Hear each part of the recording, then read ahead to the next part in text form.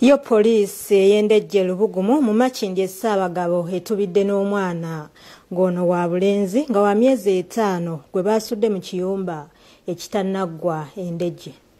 Okusinziira ku balabi omwana bategeeza nti bamulabye ku ssaawa 2 ez'ekiro bwe bateekwe kutemya ku poliisi y'omu kitundu eze n'emutwala. Nabadde ng'obambuzi ya mukyalo ekawungeezi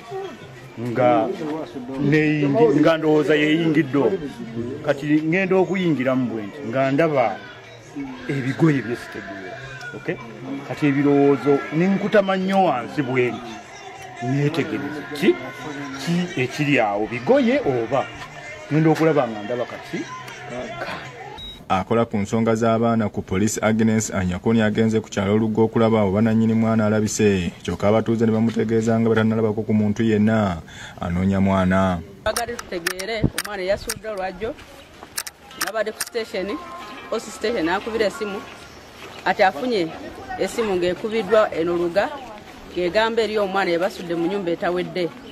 Omwana ali myezi nga mu kwogerako n'abatuuze bategeezezza bwe bati okusinziira ku mbeera gye yabaddemu n'ekifo kye yabaddemu si kye kyabadde kisaanibwa oyo omwana okubeera nti si mulalu kubanga omulalu anenteininga okubeera n'omwana alinga atali mukyala muzadde. Twalumiddwa nnyo era ne tukuŋŋaana ne tuyitira poliisi n'etwala omwana. Bano bagenze mu maaso ne bavumirirwa ekikolwa eky'abazadde okusuulangawo abaana baabwe olw'okutya obuvunaanyizibwa. Katonda amubonereza emirundi gyonna eyamusudde. Kuba toyinza suula mwana gw'omaze kutuusa. Bakwate abaana bano babatuwenga. Omuntu aba talina buyambi addukire wa neighbor we. Nze nensalawo mbeere maama waako ne mbeera nako ekiro kiramba paka nakati. Nsamba Kuraishi yakusakidde eggulire lino ku lwa Bukedde TV.